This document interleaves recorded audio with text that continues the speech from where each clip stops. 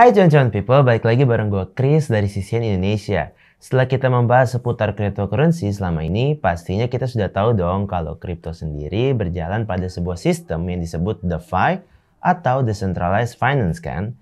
Dan gue juga sudah pernah membahas mengenai DeFi atau CeFi sebelumnya. Kalau lo belum nonton video tentang CeFi dan DeFi, bisa lo klik aja info card di kanan atas ya. Kali ini gue membahas tentang DeFi nih, agar lo bisa lebih paham dan mengerti dari sistem Decentralized Finance sendiri, manfaatnya dan juga dampak yang diberikan. Tapi sebelum kita masuk dari inti pembahasan DeFi dalam video kali ini, yuk subscribe dan nyalain lonceng dari channel CCN Indonesia untuk terus support konten kita agar kita selalu menyajikan konten-konten yang menarik serta mengedukasi seputar dunia cryptocurrency. Yuk langsung aja kita masuk ke pembahasannya. Check this crypto tech keys today.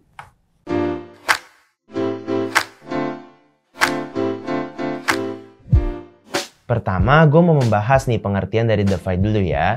Sebagai pengingat, kalau misalnya lo lupa apa DeFi ini, DeFi atau Decentralized Finance adalah sebuah sistem yang bertujuan untuk menghadirkan layanan keuangan terbuka atau open source, tanpa izin, transparan, dan tersedia bagi setiap orang tanpa adanya otoritas terpusat. Hal ini bisa dilakukan karena DeFi menggunakan teknologi smart contract yang ada di baliknya. Dengan menggunakan sistem ini, development memungkinkan membangun fungsionalitas yang jauh lebih canggih, bukan hanya mengirim atau menerima mata uang digital saja. Karena sifatnya yang memudahkan serta transparan ini, DeFi menjadi alternatif global untuk setiap layanan keuangan tradisional yang digunakan saat ini. Misalnya tabungan, pinjaman, perdagangan, asuransi, dan lainnya yang bisa diakses siapa saja di dunia hanya dengan menggunakan smartphone serta jaringan internet. Unggulnya lagi, meskipun bisa diakses secara terbuka oleh siapapun, tapi para pengguna tetap punya kendali penuh atas aset-aset mereka dengan menggunakan aplikasi terdesentralisasi atau dApps. Nah, aplikasi ini memungkinkan pengguna untuk membuat stablecoin, meminjamkan uang, dan mendapatkan bunga aset kripto yang dapat mereka miliki.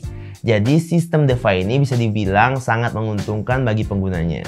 Mereka bisa mengambil pinjaman, menukar aset, membeli aset jangka panjang maupun jangka pendek, hingga menerapkan strategi investasi canggih dan otomatis juga loh. Selain itu, ternyata Decentralized Finance ini juga mempunyai manfaat utama lainnya loh.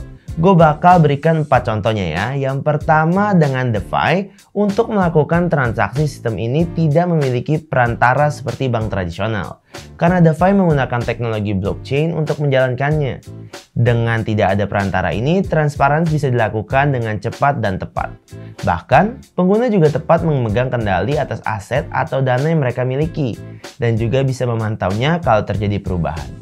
Yang kedua, layanan DeFi ini tidak akan ditutup.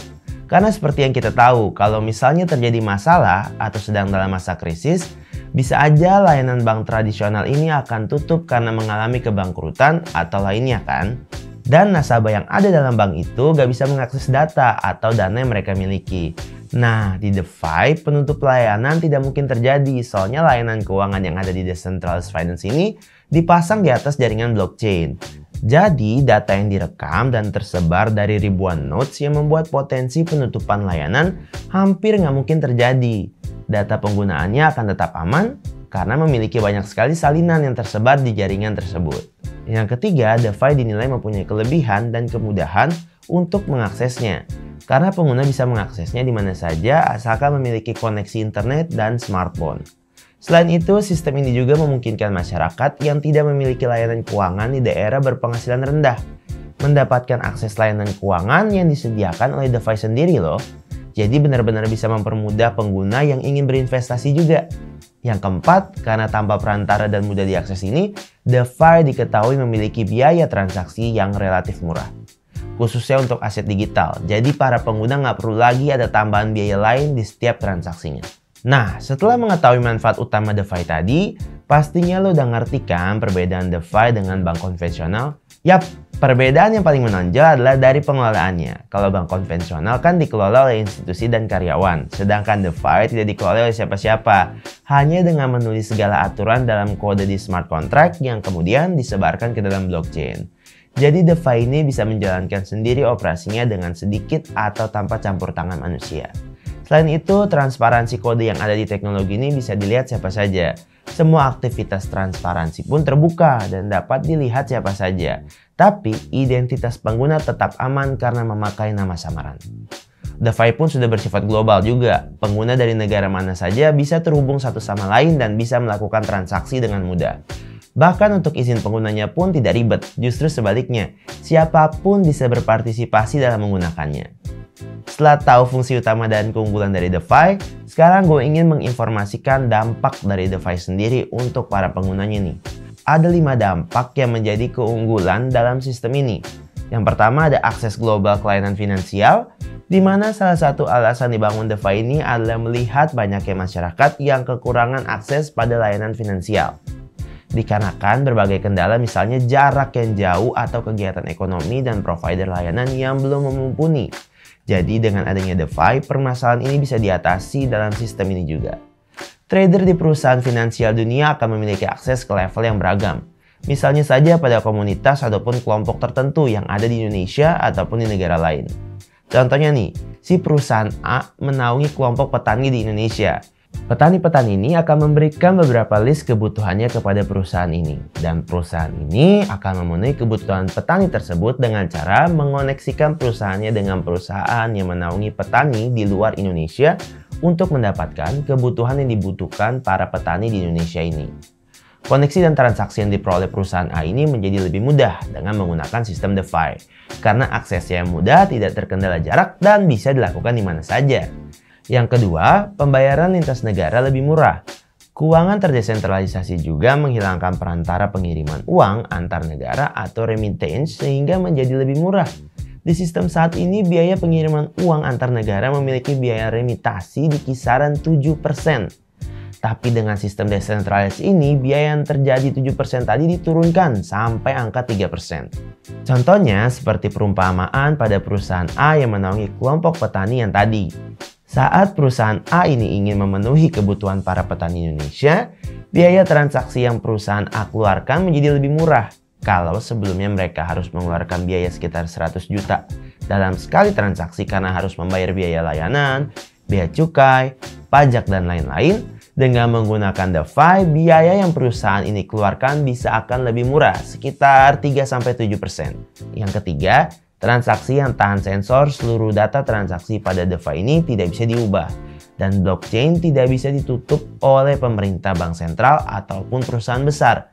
Dengan adanya sistem yang tahan sensor ini akan sangat menguntungkan bagi negara yang sedang mengalami krisis atau memiliki pemerintahan diktator. Karena dengan adanya DeFi, masyarakat bisa memindahkan dana mereka ke sana guna melindungi dari inflasi atau kebijakan ekonomi yang merugikan. Dan yang keempat, privasi dan keamanan yang semakin baik. Dengan tanpa adanya institusi atau sentralisasi yang menjalankan DeFi, pengguna bisa memiliki akses langsung ke akunnya dan bisa melakukan transaksi secara aman. Privasi pun akan semakin terjaga karena pengguna akan bertransaksi menggunakan nama samaran. Yang terakhir, penggunaan yang cukup mudah. Decentralized Finance ini memang dirancang memiliki beberapa jenis transaksi yang sangat mudah dan tidak terlalu kompleks, sehingga bisa mudah dipahami, dan inilah kenapa pengguna pebisnis di Indonesia bisa berinvestasi dan mendapatkan modal dari user negara lain dengan mudah. Gimana? Menarik kan pembahasan mengenai DeFi ini? Kalau lo tertarik menggunakan sistem Decentralized Finance sebagai cara investasi, ada beberapa platform DeFi yang populer dan banyak digunakan oleh penggunaan sejak tahun 2020. Platform DeFi populer ini antara lain adalah Aave, Maker, Uniswap, Yearn Finance, dan Compound. Di sisi lain, kalau lo sudah memakai DeFi, lo bisa membuat produk DeFi lo sendiri loh. Produk DeFi yang paling populer sejauh ini adalah stablecoin, platform peminjaman, DEX, dan derivatif. Tapi ingat ya, kalaupun lo tertarik dan ingin mencobanya, jangan lupa untuk pahami. Update terus informasinya, pelajari secara dalam, dan ketahui juga risiko yang akan terjadi. Nah, setelah gue menjelaskan tentang DeFi sejauh ini, apakah lo tertarik mencobanya? Oh ya, semua keputusan investasi atau apapun itu lo yang menentukan ya. Gua dan tim CCN di sini hanya memberikan informasi. Kami bukan penyedia jasa finansial, bukan penasihat keuangan, dan juga bukan ahli dalam finansial. Segini dulu informasi yang bisa gue berikan mengenai manfaat dan dampak dari Decentralized Finance. Sampai jumpa di video kita selanjutnya. Bye bye cuan-cuan people.